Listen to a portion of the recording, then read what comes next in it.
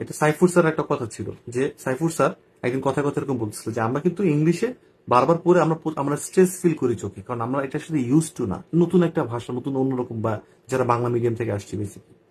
তো এটাকে একটা স্ট্রেস আছে, এটাকে এই স্ট্রেসটা নিয়েই গো থ্রু করতে হবে।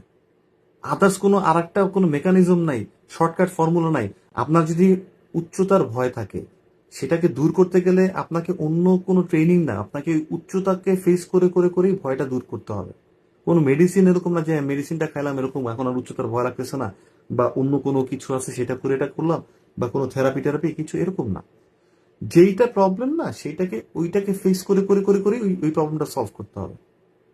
দ্যাটস কল রিয়েল ডেভেলপমেন্ট বা ইমপ্রুভমেন্ট। সো এই যে কম্প্রিহেন্সিভের জায়গাটা, যে দ্রুত পড়ে বোঝা, এটা যে বুঝতে হবে আগে, এটার জন্য আমাদেরকে প্রচুর পড়তে হবে। এবং এই জন্য আমি আমাদের স্টুডেন্টদের জন্য ম্যান্ডেটরি করে দিই, এভরিডে 2 আওয়ার্স তোমরা রিড করবা, যে যেখানেই থাকো 2 ঘন্টা পড়বা। কারণ কি, কেন পড়বা? 2 ঘন্টা পড়লে দেখবা যে প্রথম আধা ঘন্টা পড়লে ব্রেন মানে নিতে পারতেছে না, কারণ আমাদের পড়া অভ্যাস নাই। কন্টিনিউ, এটাতে গিভ আপ করা যাবে না। বা এমন কোনো শর্টকাট ফর্মুলাস নাই, কিছু নাই। আমাদের ব্রিডিং গ্রাউন্ড নাই। I don't believe in shortcuts.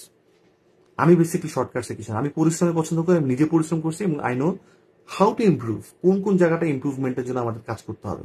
ওই জায়গায় স্পেসিফিক করে করে আলাদা আলাদা করে মেকানিজম সেট করতে হবে। নট গণহারে সবকিছু পড়ে গেলাম বা এরকম করে মিটার না।